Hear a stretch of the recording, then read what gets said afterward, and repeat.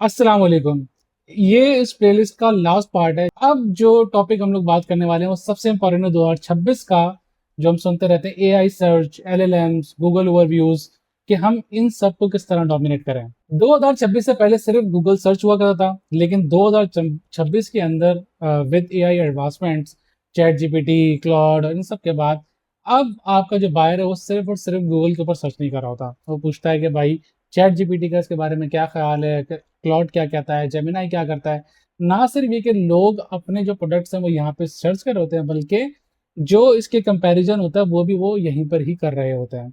अच्छा, जब हम एआई सर्चेस की बात करते हैं, एलएलएम मेंशंस की बात करते हैं, तो एक चीज़ जो बहुत इंपॉर्टेंट समझना वो ये है कि इसका हरगिज़ ये मतलब नहीं है कि आप प्रॉम्प्ट हैकिंग करने की कोशिश करें या आप चैट जीपीटी को मैनिपुलेट करने की कोशिश करें। इसीलिए सबसे पहली चीज़ जो आती है वो आती है क्लियर कंटेंट स्ट्रक्चर। अब क्लियर कंटेंट स्ट्रक्चर का मतलब क्या है? क्लियर कंटेंट स्ट्रक्चर मतलब ये है कि आपके प्रोडक्ट और कलेक्शन पेजेस के ऊपर सिर्फ और सिर्फ ये ना लिखा हो कि प्राइसेस और पिक्चर्स आपने लगा दी, नहीं, बल्कि आपने प्रोडक्ट क्या है, उसका नाम क्या है, उसका प्राइस क्या है, इसी तरीके से उसका मटेरियल क्या है, स्टॉक कितना है, किसके लिए है, किस प्रॉब्लम को सॉल्व करता है, ये सारी चीज़ें। और इसी तरीके से जो कॉमन क्वेश्चंस यानी एफएक्यूज हम जिसे कहते हैं, इस पर्टिकुलर प्रोडक्ट के हिसाब से वो इस पेज के ऊपर अवेलेबल हैं कि नहीं। अगर ये सारी चीज़ें अवेलेबल नहीं है तो गूगल भी या चैटबॉट भी आपके पेज को रिकमेंड करने के लिए कॉन्फिडेंट नहीं होगा। सेकंड चीज होती है आंसर फ्रेंडली कंटेंट। अच्छा, जो हमारे एआई चैटबॉट्स होते हैं या लेट्स सपोज जो एसईओ होता है, इसका बेसिक जो होती है उसी चीज के ऊपर डिपेंड करती है कि आपने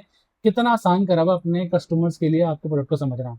अब आंसर फ्रेंडली कंटेंट जो आजकल बहुत ज्यादा इंपॉर्टेंट हो गया है एसईओ के लिए या ओवरव्यूज के लिए, एलएलएम मेंशंस के लिए, वो भी यही कहता है कि आपने अपना कंटेंट इस फॉर्मेट के अंदर स्ट्रक्चर करना है कि जो आपका यूजर सवाल करता है आप उसको आंसर करें।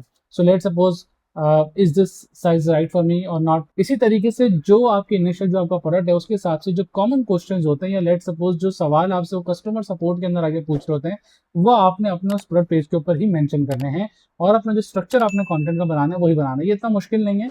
इससे ना सिर्फ ये कि जो आपके कस्टमर हैं उनके जो सवालात हैं जो वो आपसे इनबॉक्स के अंदर कर रहे हो तो आपने सवाल के आंसर भी वहां कर दिए, बल्कि जो आपके चैटबॉट्स हैं या लेट सपोज जो आपके गूगल है उसको भी इस चीज़ की इंडिकेशन होती है कि हाँ ये अपने कस्टमर को समझते हैं और ये एक लेजिट प्रोडक्ट दे रहे हैं, तो फिर वो रिकमेंडेशन और साइट करने के लिए भी अपने आप जो आपका प्रोडक्ट है उसको कॉन्फिडेंट फील करता है। थर्ड चीज आती है स्कीमा मार्कअप। हमने सबसे पहले बात करा क्लियर कंटेंट स्ट्रक्चर। अब क्लियर कंटेंट स्ट्रक्चर के अंदर जब हम बात करते हैं तो अगर आपको थोड़ी बहुत भी अंडरस्टैंडिंग है एसईओ की तो फिर आप कहोगे यार स्कीमा मार्कअप भी यहाँ पर होने चाहिए। स्कीमा मार्कअप क्या होते हैं? वो हेल्प करते हैं गूगल को अंडरस्टैंड करने के लिए कि आपकी वेबसाइट, लेट सपोज जो आपका पेज है वो किस चीज़ के बारे में, उसके ऊपर क्या चीज़ है। इसके अंदर जो मोस्ट इंपॉर्टेंट होता है, अगर हम शॉपिफाई एसईओ के हिसाब से बात करें, इसमें प्रोडक्ट होता है, कलेक्शन होता है, ब्रेड क्रम होता है, रिव्यूज होते हैं, एफएक्यूज होते हैं, रिव्यूज, एफएक्यूज और प्रोडक्ट और ब्रेड क्रम, ये चार तो समझ लें स्कीमा मार्केट में आपके किसी भी शॉपिफाई के पेज के ऊपर मस्ट होने चाहिए। अच्छा, ब्रांड सिग्नल्स के अंदर एक बड़ी इंपॉर्टेंट चीज़ है जो मैंने सुनी है आजकल, वो ये है कि बहुत से लोग कहते हैं कि यार आपने रेडिट के ऊपर करना है, रेडिट आपने मेंशन करना है, रेडिट के ऊपर आप एक्टिव हैं, सारी चीज़ें। देखिए, ये डिपेंड करता है कि आपकी निश कौन सी है। अगर आप यूएस के अंदर हैं और यूएस के अंदर आपके निश के अंदर आपका कॉम्पिटिटर रेडिट के ऊपर एक्टिव है तो you have to be active on Reddit, ठीक है, नो क्वेश्चन। अगर आप पाकिस्तान के अंदर कर रहे हो और आपका कोई कंपटीटर नहीं कर रहा और पाकिस्तान के अंदर यूजुअली रेडिट इतना ज़्यादा यूज़ नहीं होता, इवन दो जो हमारे एलएलएम्स हैं वो रेडिट से बहुत ज़्यादा फीड होते हैं, लेकिन अगर आपका कंपटीटर वहाँ पर नहीं कर रहा तो it's not a must do for you. लेकिन अगर आप करते हैं तो बहुत अच्छी बात होती है। इसी तरीके से इसके अंदर एक मॉडल चीज़ होती है, वो ये होती है कि आपने अपने कंपटीटर के ऊपर नज़र रखनी है। जो कंपटीटर करना है आपने बेयर मिनिमम वो चीज़ ज़रूर करनी है। इसके बाद पांचवें नंबर पर आता है comparison and buying intent content. अब ये क्या होता है? नॉर्मली अगर हम पहले बाय करते थे, मोबाइल वगैरह खरीद रहे होते थे, तो हम जाते थे ऑनलाइन और हम जाके सर्च करते थे कि यार बेस्ट मोबाइल, या let suppose Nokia 3310 versus N73, ठीक है, तो वो हमारे पास एक वेबसाइट आ जाती थी, उससे हम कंपैरिजन कर लिया करते हैं। लेकिन अब ये सारा का सारा काम आपके अपनी चैट जीपीटी के ऊपर हो रहा होता है या लेट सपोज जो भी आप एलएलएम यूज कर रहे हैं, ठीक है। अब इसके अंदर अगर आप एज अ स्टोर हैं, आप शॉपिफाई स्टोर हैं, आप लेट सपोज फैशन स्टोर है, तो आप कंटेंट बना सकते हैं leather jacket versus bomber jacket, formal shoes versus loafers. ये वो कंटेंट है जहां आपका बायर डिसीजन के परचेज डिसीजन के क्लोज होता है और एआई भी ऐसे कंटेंट को अपने आंसर्स के अंदर रिकमेंड करता है। Again the answer is answer driven. Chat GPT answer देता है, ठीक है, वो रिकमेंड करता है।